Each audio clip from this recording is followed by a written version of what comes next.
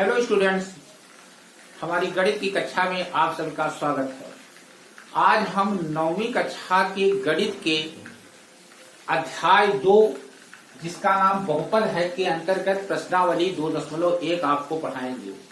इस प्रश्नावली में आपको एक चर वाले बहुपद के घात एवं बहुपद में किसी पद के गुणांक आदि के बारे में जानना है। तो सबसे पहले तो हम ये जान लेते हैं कि चर क्या होता है। जैसे बात आई एक चर वाले बहुपद, तो चर क्या होता है ये आपको जानना आवश्यक है और इसे आप पूर्व कक्षा में पढ़ भी चुके होंगे। तो आइए जानते हैं कि चर क्या होता है। चर, जिसे हम अंग्रेजी में वेरिएबल बोलते हैं, वे प्रतीक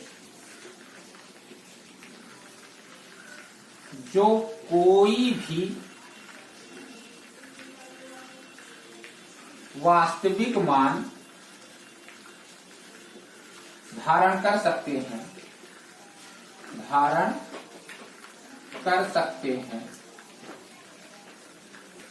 उन्हें चर कहते हैं और इन्हें सामान्यता x, y, z आदि से निरूपित करते हैं।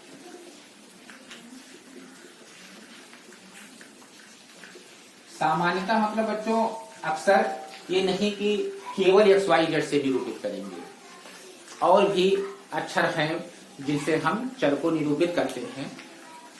सामान्यता अंग्रेजी वर्णमाला के ये लास्ट के जो अक्षर हैं x, y, z या p, q, r, u, v, w, इन सब से हम चर को निरूपित करते हैं। अब अगला आपका हेडिंग है अचर। अचर क्या होता है?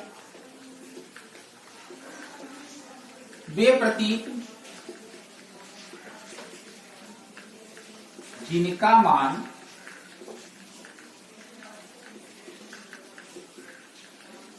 नियत रहता है, उन्हें हम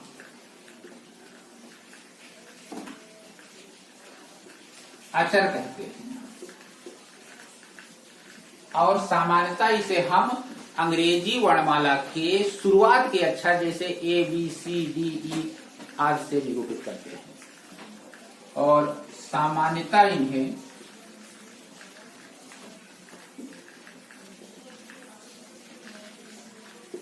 इन्हें हम ए, बी, सी आदि से निरूपित करते हैं।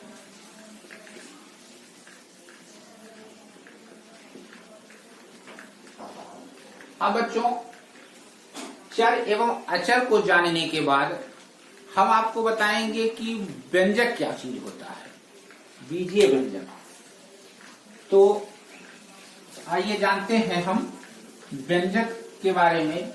यदि हम चर एवं अचर का संयोजन कर दें, एक या एक से अधिक चर हो या एक ही चर हो एवं अचर, इन सब का संयोजन कर दें तो जो हमें प्राप्त होता है उसे हम व्यंजक कहते हैं। इसे इंग्लिश में एक्सप्रेशन बोलते हैं। व्यंजक चर एवं अचर के संयोजन को हम व्यंजक कहते हैं। जैसे ax एक चर है, इसमें हम 2 से मल्टीप्लाई कर दिए, 2 एक अचर है, तो ये 2x क्या हो गया? एक व्यंजक हो गया। या खाली x ही है तो इसे समझ सकते हैं कि इसमें 1 से मल्टीप्लाई है, तो ये भी एक व्यंजक ही हुआ। यहां पर 2x + 3 ax + b ax² + bx + c x power 1/2 + 3 x power 1/2 y power 1/2 x + y ये सब जो है क्या है, व्यंजक है, क्योंकि इसमें एक या एक से अधिक चर का आपस में या चर अचर का संयोजन है। तो ये सब आपके व्यंजक के उदाहरण हुए। अब व्यंजक के बाद आपको जानना है व्यंजक के पद। व्यंजक के पद क्या होते हैं?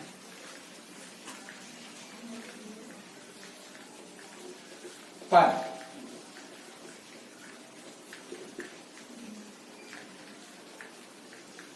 किसी व्यंजक का धन या ऋण चिन्ह के द्वारा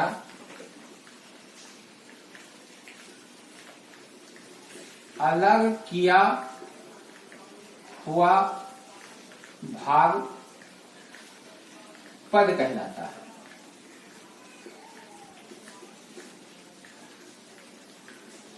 उदाहरण देखिए, जैसे ax² plus bx plus c एक व्यंजक है। तो इसमें देखिए ax² के पहले यहां कुछ चिन्ह नहीं दिख रहा है, मतलब धन चिन्ह है।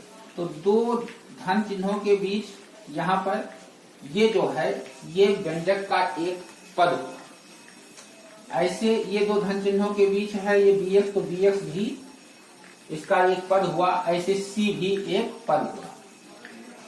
x power 1/2 plus y power 1/2 minus z power 1/2। यहाँ x पावर 1/2 दो चिन्हों के द्वारा अलग हो रहा है, तो ये भी एक पद हुआ। ऐसे y पावर 1/2 यहाँ धन और ऋण चिन्ह के द्वारा अलग हो रहा है, तो ये y पावर 1/2 भी एक पद हुआ। ऐसे z पावर 1/2 भी यहाँ पर एक पद हुआ। अब पद को जानने के बाद आप जानेंगे गुणांक क्या चीज होता है। तो गुणांक की परिभाषा देखिए कि हम गुणांक किसे कहते हैं। इंग्लिश में इसे हम कोफिशिएंट बोलते हैं। गुणांक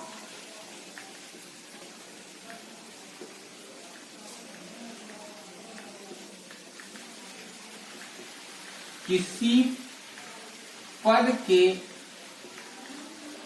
अचर गुणनखंड को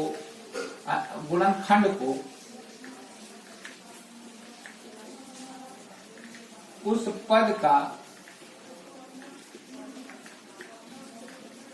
गुणांक कहते हैं। उदाहरण देखिए, जैसे ax² plus bx plus c ये एक व्यंजक है। इसमें ax² इसका एक पद है और x² का अचर गुणनखंड क्या है, a है, तो a x² का गुणांक है। ऐसे bx एक पद है और x का अचर गुणनखंड क्या है, b है, तो b जो है x का गुणांक हुआ। और उदाहरण देख लीजिए, जैसे 3x³ माइनस 7x प्लस 5। तो 3x³ इस व्यंजक का एक पद है और x³ का अचर गुणनखंड यहाँ पर 3 है, तो 3 जो है x³ का एक गुणांक हुआ। ऐसे 7x है, तो 7x एक पद है और x का अचर गुणनखंड यहाँ पर 7 है, तो 7 जो हुआ वो x का एक गुणांक हुआ। अब आपको हम बताते हैं बहुपद की परिभाषा कि बहुपद क्या होता है। बहुपद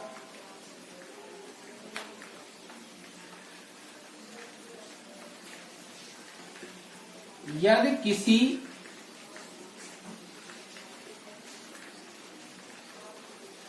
व्यंजक में चर के घात पूर्ण संख्या हो तो उस व्यंजक को बहुपद कहते हैं।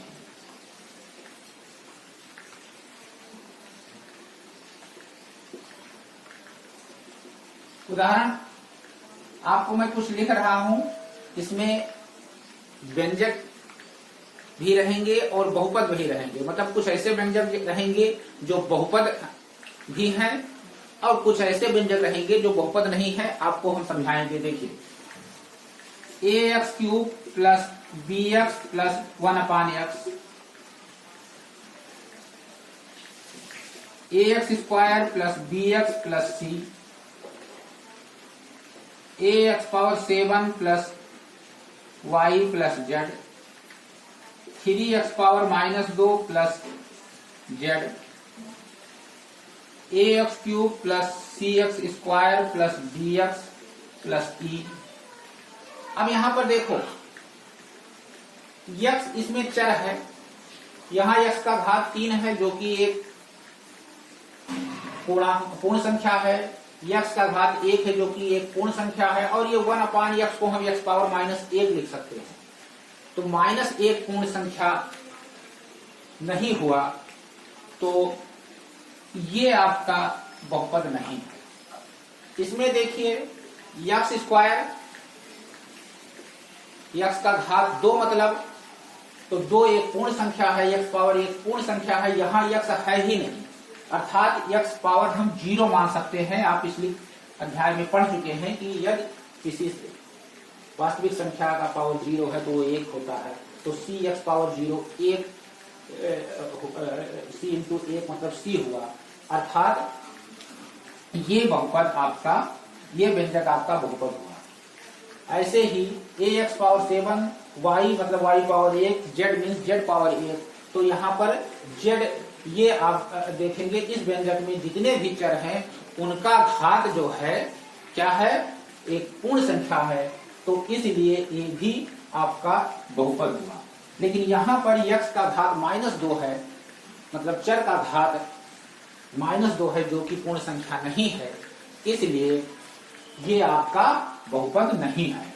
यहां भी देख सकते हैं कि जितने भी चर हैं उसके घात जो हैं पूर्ण संख्या है, इसलिए ये भी जो है आपका बहुपद है। अब आप जानेंगे कि एक चर वाले बहुपद क्या होते हैं।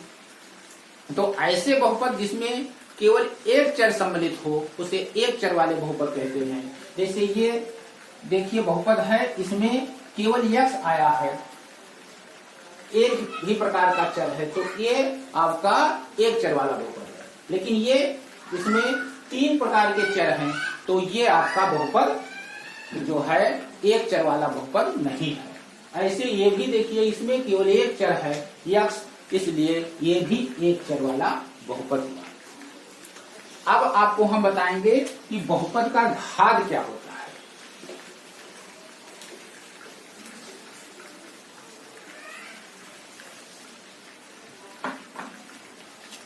बहुपद का घात, डिग्री ऑफ पॉलिनॉमियल।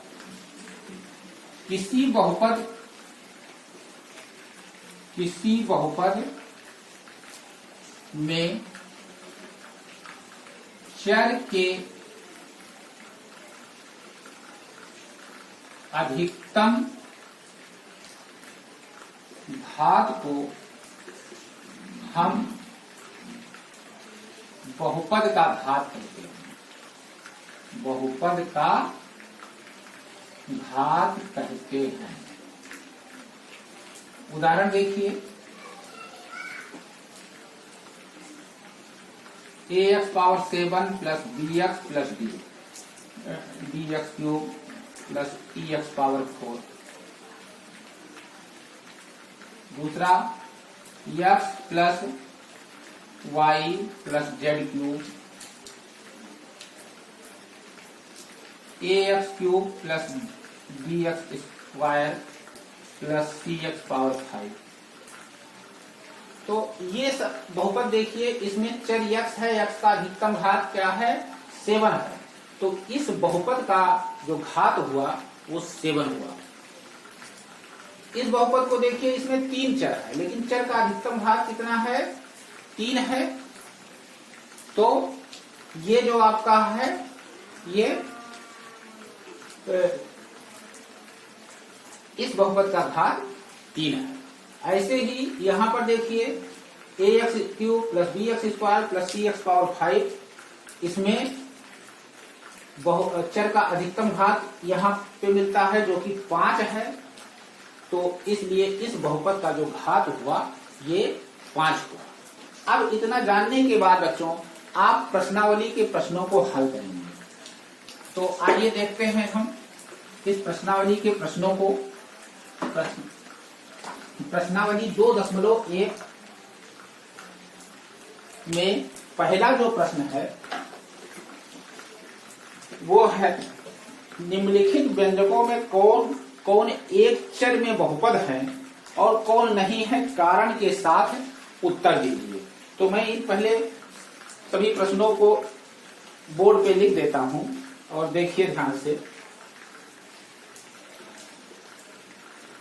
प्रश्न 1 है आपका, जिसमें कुल 5 भाग है। पहला पार्ट है जो है 4x² minus 3x plus 7, 4x² minus 3x plus 7। दूसरा y² प्लस √2 और तीसरा 3√t प्लस t√2 और चौथा है y प्लस 2/y और एवं पांचवा भी यही समय देख लीजिए x⁻m प्लस y क्यूब है और प्लस z⁻30।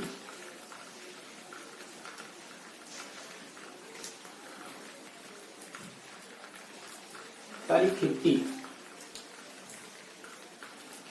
तो देखिए बच्चों, ये आपको इसमें पहचानना है कि कौन कौन एक चर वाले बहुपद हैं। तो यहां पर आप देखिए, इसमें जो चर है वो x है और x जहां जहां भी है उसके जो घात है वो एक पूर्ण संख्या है, इसलिए ये एक बहुपद है। और चूंकि इसमें एक ही चर x है इसलिए ये एक चर वाला बहुपद है। तो आप उत्तर इसका लिखेंगे, उत्तर फर्स्ट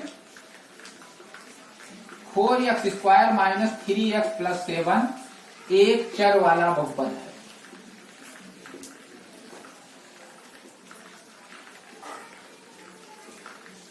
दूसरा है आपका y² प्लस √2, इसमें भी देखिए चर केवल एक है y और जो इसका घात है y का वो एक पूर्ण संख्या है, तो ये भी एक चर वाला बहुपद है।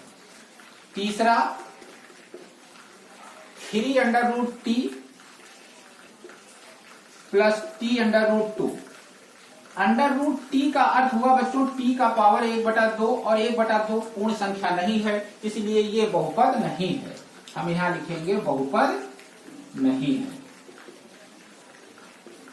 फिर क्वेश्चन नंबर जो आपका फर्स्ट सेकंड थर्ड 4 है y प्लस 2/y। 2/y का अर्थ हुआ बच्चों 2y पावर -1 और -1 जो है ये भी आपका पूर्ण संख्या नहीं है, इसलिए ये भी बहुपद नहीं है। तीसरा है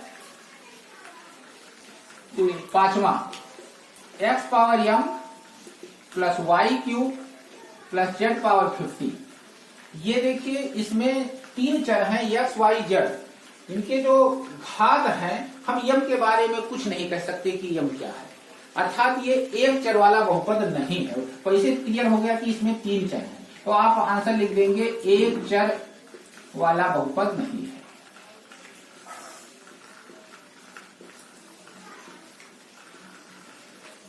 अब बच्चों हम आते हैं क्वेश्चन नंबर 2, जो कि इसमें आपको गुणांक जानना है बहुपद का।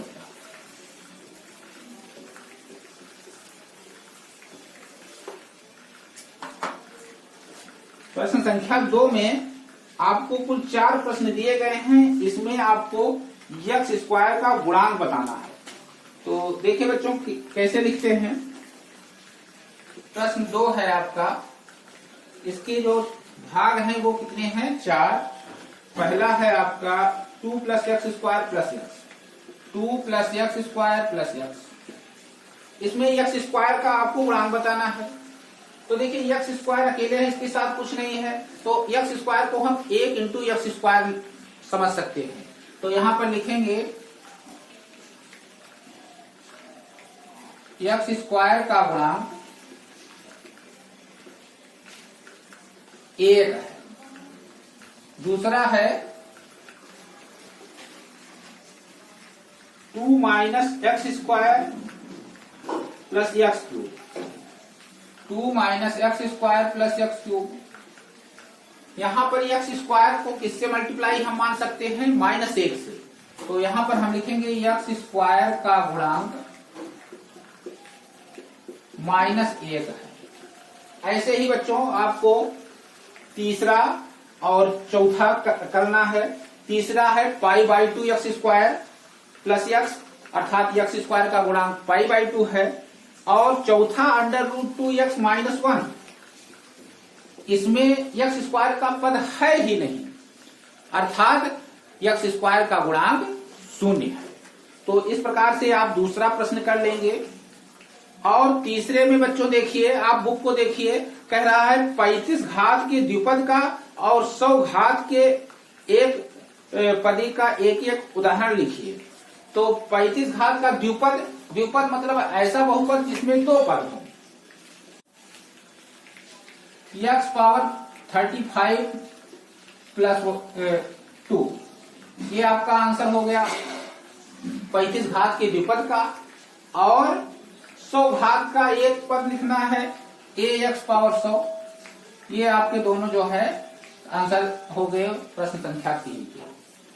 प्रश्न संख्या 4 में निम्नलिखित बहुपदों में प्रत्येक बहुपद की घात लिखिए। आपको जबकि अभी पीछे बता चुका हूं बहुपद का घात कैसे पहचाना जाता है। आप प्रश्नों को देखिए। चौथे का जो पहला प्रश्न है, प्रश्न 4, इसका जो पहला पार्ट है, ये आपको दिया गया है 5x square 5x cube, book थोड़ा धुंधला है, 5x cube plus 4x square plus 7x, 5x cube plus 4x square plus 7x। इस बहुपद में देखो बच्चों चर का अधिकतम घात 3 है, तो आप लिखेंगे का घात 3 है। ऐसे ही बाकी आप 3 क्वेश्चन 4 माइनस वाई स्क्वायर, इसमें इस बहुपद का घात 2, 5t माइनस √7, इस बहुपद का घात 1, और जो केवल 3 लिखा है, चौथा पार्ट 3 लिखा है, इसे 3 को आप 3 इंटू एक्स पावर 0 समझ सकते हैं, अर्थात इस बहुपद का घात 0 है। तो आप लिखेंगे का घात 0 है। इस प्रकार से आपका प्रश्न संख्या 4 समाप्त होता है। और प्रश्न संख्या 5 में बताइए कि निम्नलिखित बहुपदों में कौन कौन बहुपद रैखिक हैं, कौन द्विघाती है और कौन त्रिघाती है। बच्चों इसके नाम से ही स्पष्ट है, रैखिक बहुपद मतलब ये बहुपद जिसका घात 1 हो, और दूसरा है द्विघाती मतलब जिस बहुपद का घात 2, और त्रिघाती जिस बहुपद का घात 3। तो आप प्रश्नों को देखिए अपने बुक को खोलकर। पहला है एक्स स्क्वायर प्लस एक्स, इसका घात कितना हुआ 2, क्योंकि अधिकतम घात चर का 2 है तो इसलिए ये द्विघाती हुआ। दूसरा एक्स माइनस एक्स क्यूब, तो यहां पर चर का अधिकतम घात 3 है, तो इसलिए इस बहुपद का घात 3 होने के कारण ये त्रिघाती है। फिर तीसरा y plus y square plus 4, इसमें भी आप देखेंगे कि घात कितना है अधिकतम चर का 2, तो इसलिए ये द्विघाती हुआ। चौथा 1 प्लस एक्स, इसमें चर का अधिकतम घात 1 है, इसलिए ये रैखिक बहुपद है। ऐसे आप बाकी 3 खंड जो प्रश्न संख्या 5 के है आप हल कर सकते हैं बच्चों। धन्यवाद और अगले टर्न में हम आपको प्रश्नावली 2.2 पढ़ाएंगे। ओके।